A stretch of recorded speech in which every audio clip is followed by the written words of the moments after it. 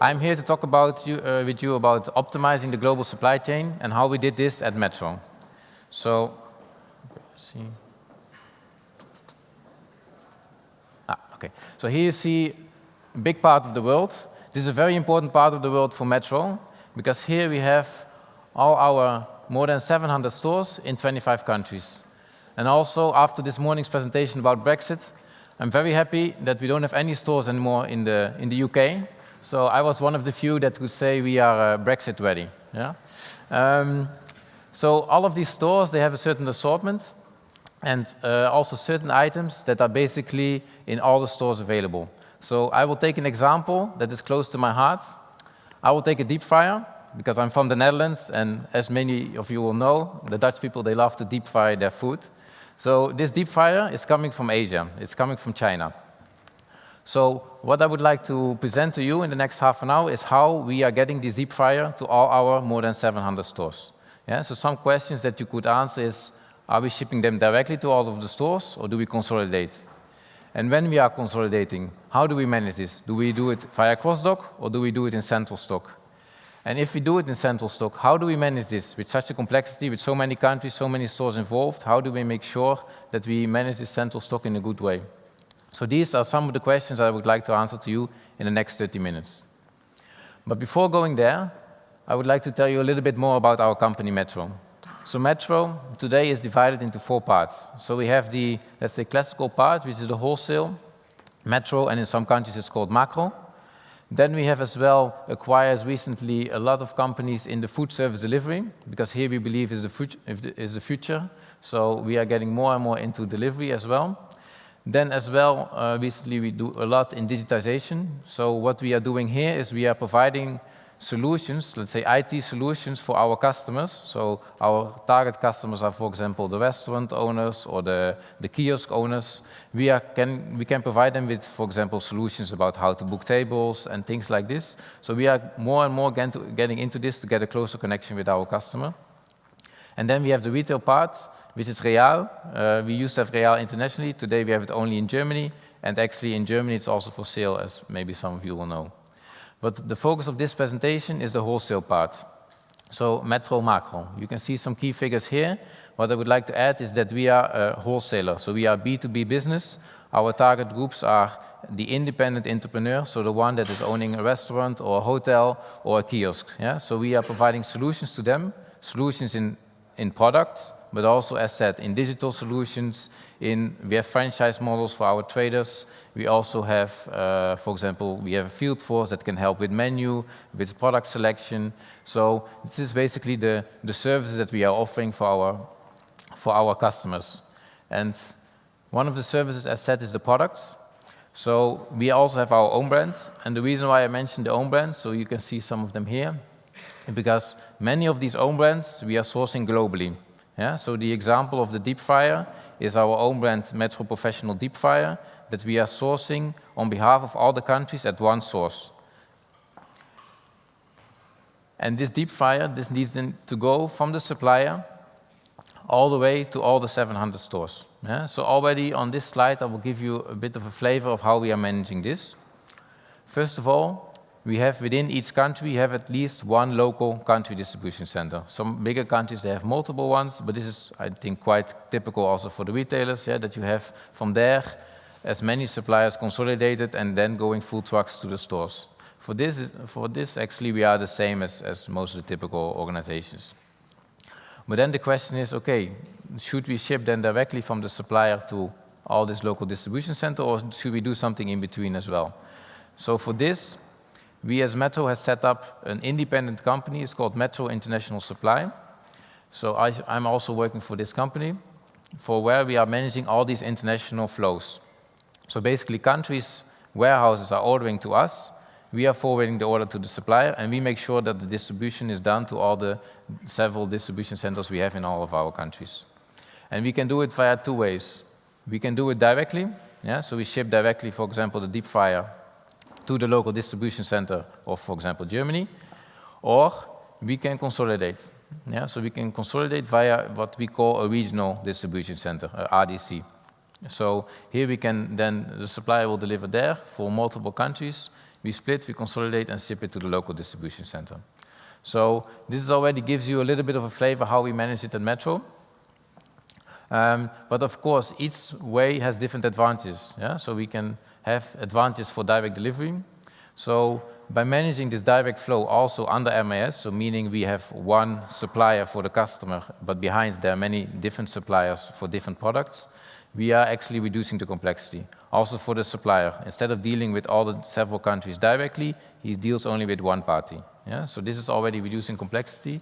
And then we have internally, we have an international transport organization who is managing all these cross-border transports. Yeah? So they are actually getting all the volumes, we are optimizing the scale, we can go to the market with bigger volumes. And we can also, what we do a lot is we benchmark the cost with the supplier. So we also pick up a lot from suppliers. So we ask the supplier always to quote a delivered price and an ex-works price, and then we can see if we can do it cheaper. So many of the transport is done, let's say, in-house. I mean, we organize it in-house, but we use third parties to actually have the trucks and do the driving. We use it as well, a TMS system, which is integrated to our ERP system. So as soon as my team, for example, places an order to the supplier, a copy of the order goes directly to the TMS system to book a truck. We can also track all our transports. And of course, we are working with, the transport team is working, ensuring that we work with reliable service providers. Especially now in this market with the difficulty to get the drivers, we are also normally getting one-year contracts to make sure that we have reliable partners. So this is about direct delivery. On the other hand, we have the RDC, so the Regional Distribution Center, which has some additional advantages, yeah? Because we, as said already, we reduce the complexity, but here even more because we are consolidating the order. Yeah? So instead of the supplier getting orders from all the different countries, we are consolidating them via the RDC. We can get even further scale effect. We can reduce the minimum order quantities for the individual countries. We can also allow small volumes to be delivered because we are talking about cross-border, yeah? So it doesn't make sense to send a deep fryer parcel to all around the world. Yeah? We want to consolidate as much as possible. Also, we are working with suppliers to improve their service level, to improve their what we call OTIF, on time in full. And since the goods are actually physically going through a hub, we can add a lot of value-added services. Yeah? So we can do import, export, we can do stickering, labeling. We do a lot also in wine, so also everything with excise we can do. So this is already if you consolidate, and then on top we can also manage their stock management, which has additional advantages because we can keep a certain safety stock. Also, especially if you think about a deep fryer example, it sometimes can take up to 4 months to get the goods to Europe. So if we have already a stock available in Europe, we can of course drastically shorten the lead time in the end for our customers, which are the country organizations. So as you saw, different advantages for direct or shipment via the RDC. Now, how do we at Metro then make a decision? Which product should go directly to the country warehouse or which should go via the RDC? Now, this has been a long, let's say, discussion with a long history. We have tried several end-to-end simulation models and things like this. But in the end, we came to a rather, let's say, simplified approach. But this is simplified approach allows us to be quick because we need to react quickly to the market and be able to decide quick, as well as make it very transparent and for everybody to understand. So basically, we work with at the starting point, we work with yearly estimations. So we get, for example, the deep fryer. We have a global sourcing manager who's finding the right supplier and negotiating the price based on certain yearly volumes that are given by the different countries.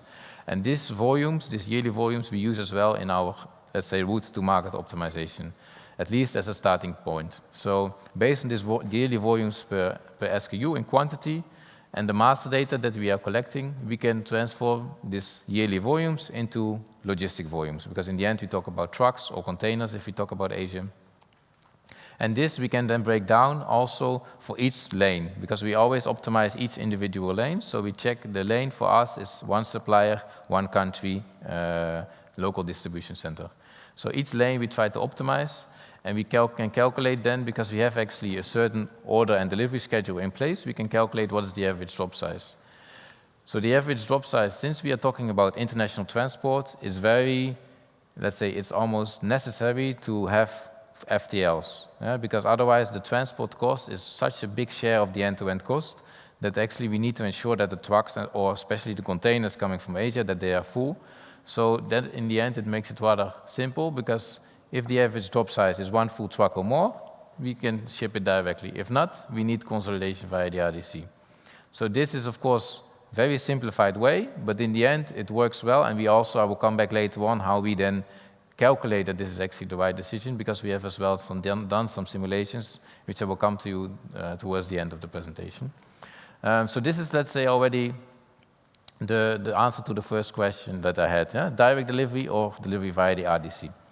So consolidation we do via the regional distribution center, and then the question is, how do we consolidate? Do we use cross-dock or do we use a central stock? Now, basically, we have seen that these are the prerequisites for the cross-docking. We want to have high volumes so that we can have a frequent delivery to our customers, as well as we want to make sure that the lead times are short, and we want to have a reliable supplier performance, because in cross-docking, the supplier performance is forwarded one-to-one to our customer. Now, if we look at our flows, our international flows that we are talking about here, actually our reality is different, because we have rather low volumes, because all the high volumes, they are shipped directly to the country. So we are ending up with the rather, let's say, smaller volumes, the smaller suppliers, the smaller countries, which we are consolidating. So the volumes is low. Also, the frequency is rather low. In many cases, when we talk about the international volume, we are ordering only once every month. So this is very, very low frequency, and this, in the end, is not the service that we would like to give to our customer. We want to our countries, we want to make sure that they can deliver more frequently. Also, the lead time. If we talk about stuff that is coming from Asia, we can have lead times up to 5 months. And the supplier performance. I mean, for the European suppliers, it's on a good level, but for the Asian suppliers, it's still very questionable. So, combining the prerequisites and our reality, actually, we come to the conclusion that for us, it only makes sense to have the stuff in a central stock. We tried as well with cross-docking, because managing a central stock across several countries is also not so easy. I will come to this in the next slide. So we tried as well cross-docking, but this really, because of these things, it did not work. So we say in the RDC, we do central stock. But then how we manage this? Because this RDC is then connected to 25 different countries. So you have to manage the stock for all these different countries. And what we do is with each country, we make a demand plan. I guess it's pretty standard. So based on demand plan, for example, for one product, we decided, okay, we need to be able to have 2 pallets on stock. Now, we have done this for this product with several countries, but maybe one country underestimated the demand, and then they say, oh, actually, I forgot that I had a promo, and I need all these 2 pallets for myself, and then we had first come, first serve. They take the 2 pallets out, and then it means that all the 24 other countries, they don't have anything. And this worked in the beginning like this, and also vice versa. Maybe we planned to have 2 pallets. In the end, none of the countries wanted the product, and we end up with these 2 pallets, and nobody feels accountable for it. So, because Metro is actually quite a decentral organization, as you might have understood from what I just said. So we needed to find a way to make sure that we can manage such a stock across the different countries. So we sat together, and then we decided we go for a virtual allocation. And virtual allocation means that based on the demand plan of each country, we virtually allocate the stock to each and every country. This means that for our external view, for our suppliers, our transport, our warehouse LSP, they are always seeing this as 2 pallets. They don't know for who this stock is. When they are getting the order, they simply pick it for the customer that sent the order. So externally, it doesn't create any complexity for our partners. Internally, we can manage this via a web platform. So our customers, they can always log in. They can see, okay, how much is there on total stock, how much is reserved for me, and what are the other customers having. So this is very flexible also. It's just in the system. So if country A wants a little bit more and country B wants a little bit less, we can switch it within 1 second, basically. So every time we have a new demand plan, we can always optimize this and reshuffle the stocks between the countries without actually physically moving the stock. So this is working very well. We were able to reduce the stocks a lot and also improve the availability, because in the end, the countries are then also feeling that their demand plan becomes very important, because the demand plan is the trigger to allocate the stock. And we are working with the countries to make an accurate demand plan. So this is how we manage the stock. So if I come back to one of the original slides that I had, and I answered some of the questions, so how to come to direct delivery and how to come to the RDC. So if we focus to the RDC, the regional distribution center, as said, is keeping the stock. So virtually allocated is keeping the stock for the specific countries. So the stock is already in Europe. And then if we look at the local distribution center, and if we come back to the prerequisites for cross-docking, now it looks different, because for the local distribution center, actually the volumes that we can ship from our RDC is very high, because the RDC is having not stock, just a deep fryer, but actually we are combining food and non-food together. So we have a lot of food in the own brands coming from Italy, so pasta, olive oil, canned tomato, things like this. We put together as well the imported stuff from Asia, so we can ship a lot of high volumes, let's say very frequent deliveries to our countries. And then as well, we have the stock already in Europe, so the lead time is much shorter. Yeah? We are just talking about a few days to get the goods there, as well as for the suppliers which are not performing, we are keeping some extra safety stock. So we also have a reliable supplier performance.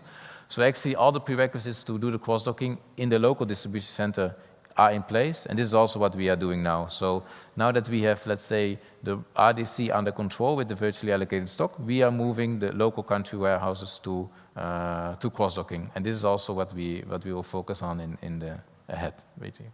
So if I come back to the questions that I posed at the beginning of the presentation, direct or consolidation, we do both, and it depends mainly on the volume. Cross-dock or central stock, also both. Yeah? In case we have the regional central stock in place, we would cross-dock in the local country warehouse. And how we manage this common central stock is with this virtual allocation. Yeah? So this gives you a little bit of a flavor how we manage the global supply chain at Metro, but then what is the impact? Yeah? How do we then know that this really makes sense? And this we do by measuring the end-to-end cost. Yeah? This also links maybe to the presentations we saw just before. The two presentations was also about end-to-end.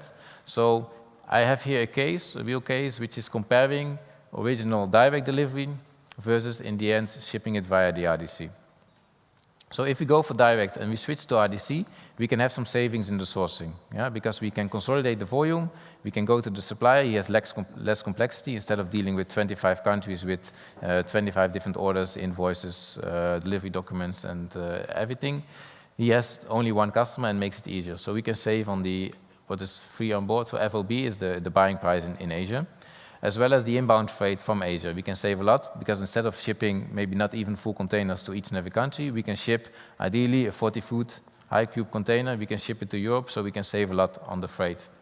So we are saving there, but then we have the RDC to manage, yeah? Because the RDC, of course, brings a lot of cost. We have to manage this, we have to custom clear, we have to handle the goods inside, we have to store it, we have to administrate it, and then we have to ship it from the RDC, which is, in our case, for example, one is in Italy, we have to ship it to the various countries. So we have the trucking outbound. And if we look at it from this point of view, actually, the landed cost to the country, they are going up. Yeah, they are going up. In this case, they went up with 5.3%. And this is where the discussion starts, because if the country, let's say in this case, for example, with the buyer, if we are discussing and then we are saying, well, costs are going up by 5.3%, why should I do this? Why should I make this switch? And this is the crucial point, because we have to look end to end. Because when the products arrive at the warehouse, it's completely different if it arrives from a truck that you can order on a regular basis, or if it comes from a container from Asia that you can order once per month with a lead time of 5 months. Yeah? So you can, first of all, the goods will be custom cleared, the goods will be palletized, you can save a lot on the storage because you can frequently deliver it. You can even, in some countries, go for cross-docking, so you don't have any storage at all. So actually, if we look at it from this end-to-end perspective, we are actually saving the cost. And this is the real challenge to make this everybody aware, because some of these savings that come later on, they are not always directly in, let's say, in the area of the people that are making the buying decision. Yeah? So the savings might be in stock, but maybe he has no incentive or no target on stock. So this is the tricky discussion that we are actually still today having in our company.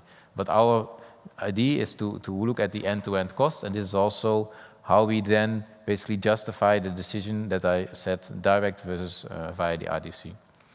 And we have been quite successful at doing this. I have some examples. So the simple example is following the presentation. Yeah? We switched the flow from direct to indirect for small domestic appliances, like for example the deep fryer or the microwave, where we were able to save 4% if we're looking at the end-to-end cost. So this is, let's say, pretty straightforward coming from what I just told you. But then you can do many other things. Because we have the RDC in place and we can do value-added services at this warehouse, we can actually also skip brokers. So countries, they still work a lot with broker organizations. So we had, for example, for Ukraine, we had a broker for the wines, which were doing all kind of value-added services. But we were able to do this as well. So instead of getting the goods into Ukraine and do the value-added services there, we get the wines from Italy, from France, to our warehouse. We do the value-added services, we skip the broker, and we ship it directly to the country warehouse. And we were able to cut the broker out and save up to 30%. Other things we can do is for example, we had a project in pasta. In the beginning, people were a little bit, let's say, skeptical. Not all the countries were joining. The volumes were rather small. So we said, okay, let's do everything via the regional distribution center and have the consolidation. In the meantime, the sales were growing and growing. And in the meantime, we have shipped also most of the countries. We are now shipping directly. Because we have these both options, we can then also go much further. And we can see that, for example, in pasta, we have grown with 150%. So basically 2.5 times the volume that we were doing when we were starting. So we enable this smaller volumes. And finally, even if we do not actually change the flow, but we, for example, in this case, keep the flow as direct, we have our internal transport department who can do benchmarking. So basically, as said, we always get the cost delivered and the cost ex works. We see how much the supplier is putting for the transport, and we, in case we can do it different, we will, if we can do it cheaper, we will take it over. And in the end, we give the savings as well then to our clients. So this is also, in some cases, for example, in the canned tomatoes, we were able to save up to 18% on the transport cost. So these are some key results of the things we are doing within Metro to optimize the global supply chain.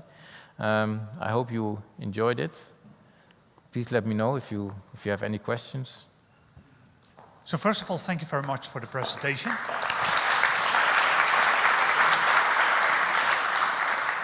So there was quite a bit. Are there any questions from the audience? Yeah, we've got a question here in the back. So Daniela will run. Yeah. Thank you.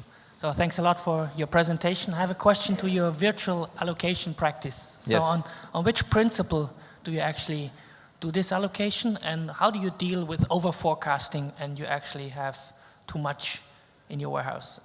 Yes, good question. We do it based on the demand plan. So we have a monthly planning cycle with all our customers. So our customers are basically the country organizations. So we work with them to get on a monthly basis a demand plan up to 1 year ahead, so rolling forecast.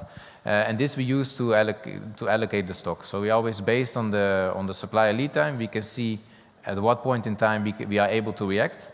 And whatever is within this, let's say, kind of frozen period where we cannot react, we try to always fulfill this demand. And every time we get a new demand plan, the system automatically, first of all, tries to reallocate. So if one country wants more, the other wants less, automatically the stock is shifted. If then it's still not enough, then of course we try to replenish from the supplier. If then countries will still not be able to fulfill it, we have a kind of trader platform where countries can go and exchange and say, okay, I have this to offer, or I want to get, and also vice versa. If I have overstock, countries can offer to say, actually, I want to get rid of this, or they actually should reduce the demand plan so that the next month when the new demand plan comes in, if they reduced it, another country increased, then it's, let's say, reallocated. Worst case, of course, can happen that a country wants less and no other country is interested in it. And then this is the discussion where it then starts with the country, because in the end, in the RDC, no customer is coming to the RDC. So in the RDC, we will never sell it. So in the end, we have a kind of obligation then from the country that at a certain point, we keep a certain time, we can keep it, try to find another customer. But if at a certain point in time, we were not able to find any other customer, we then go in a discussion with the country and make sure that they order it in the end. Because in the end, they are the only ones that can sell it. We cannot sell it from the RDC. It will hit their P&L at the end of the day, right? Yes, that's why. And then also it makes them more or less accountable for their demand plan. Because in the end, we work with them. But if there would be no consequences, they would not take care. So this is also to trigger that they take care of the demand plan. Excellent. Good question. Anything else? Yeah, here in the middle of the room. Hi, thank you for your presentation. How are you managing supply chain risk, particularly in lead times? And are you using any predictive analytical tools? Because I imagine that is as pivotal for this operational success, is actually knowing when product's going to be arriving. And so I'm interested to understand how you manage the risk factor. there are a number of predictive analytical tools on the market right now which kind of help give lead times and try and give more imbalanced lead time, not just based on pure carrier data. So are you using any of those tools, and how do you deal with things like natural disasters and that sort of thing? Today, to be honest, not so much. We are dealing with it by having additional safety stock for specific suppliers that we know are not reliable. So on the one hand, we try to work on the risks to get it more and more reliable. So we have, let's say, a dedicated team to work with suppliers to improve the performance. And this is very important for us to, let's say, reduce the risk as much as possible. With Asian, it's a little bit more difficult. So here we are dealing with it, let's say, not in an ideal way, but keeping some additional stocks. I think the second part of the question from John was whether you're using any analytical tools to mitigate and manage your risks. Today, not, no. Okay. Not in the global supply chain. Maybe at the country organization they do, but not at the global supply chain. Yeah. Not sure what I'm... yeah, Mike, just before you, Danielle. Yeah. Thank you. Good morning. If your regional distribution centers are going to cross-docking only, why do you still need them? Is there a plan to actually skip them altogether? Actually, the country DC will be the one cross-docking. Well, then we would have to ship directly to the stores, but to be honest, this will be, the volume will not be sufficient because we are shipping throughout Europe. Yeah? So imagine we have, for example, a warehouse in northern Italy, and we will be shipping to stores, let's say in the Netherlands. We would like these trucks to be full, otherwise it gets very expensive. So we need still a kind of consolidation center in the Netherlands to ship the full truck to the warehouse, which is actually already existing for the local suppliers. So local suppliers are already delivering to the local RDC, or to the local distribution center. So we basically ship our full truck as well there. Then the other local suppliers also ship there, and then they can consolidate and send the full truck to the stores. So both inbound and outbound, we can basically optimize the trucks. Yeah, good question, Floris. Maybe last one from me. Heineken was speaking about, at a certain stage they knew what they wanted to do, but they struggled with how to do it right, and they were missing internally the capabilities. So was this work done total with Metro employees, or did you hire external support for your projects as well? This, what I showed, this was done internally. So even also the virtual allocated stock, I mean, we have an internal software provider. So actually our ERP system is Microsoft Dynamics, because we are, let's say, a separate kind of company who have our own ERP system. So this is not the ERP system of whole Metro, but just for this company. And we have our internal IT colleagues, they are customized this for us. Yeah. Perfect. So again, thank you very much, Alex.